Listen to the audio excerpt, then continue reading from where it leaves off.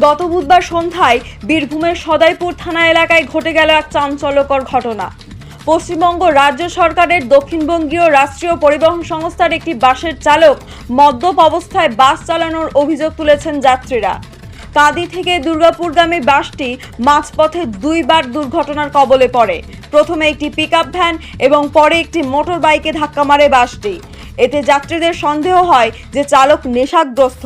বেগতিক দেখে চিনপাই পেট্রোল পাম্পের কাছে যাত্রীরা নিজেরাই বাস থামিয়ে দ্রুত বাস থেকে নেমে পড়েন। যাত্রীরা ক্ষিপ্ত হয়ে চালককে মারধরও করেন। খবর পেয়ে সদাইপুর থানার পুলিশ ঘটনাস্থলে পৌঁছে পরিস্থিতি কিছুটা নিয়ন্ত্রণে আনেন। পুলিশ চালককে আটক করে থানায় নিয়ে যায় এবং বাসের যাত্রীদের সুরক্ষার ব্যবস্থা করে তাদের গন্তব্যে পৌঁছে দেয়। সদাইপুর থানার পুলিশ জানিয়েছেন, এই ধরনের ঘটনা অত্যন্ত দুঃখজনক।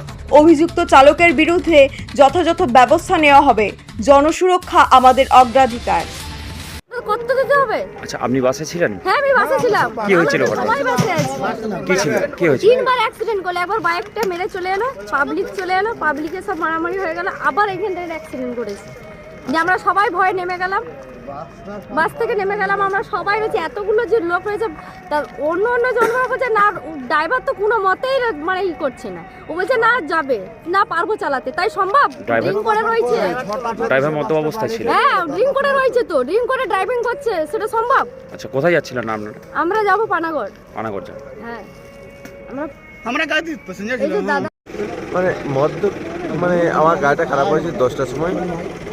তো আমার গাড়িটা খারাপ হওয়ার জন্য আমার বন্ধু বান্ধব 10টা থেকে 5টা পর্যন্ত, যে আমি সিঁড়িতে বসেছিলাম, মানে সিঁড়ি বাস স্ট্যান্ডে। তো ওরাই আমাকে একটু জোর করে খাই দিয়েছে। আমি এটা খাই না কোনোদিন।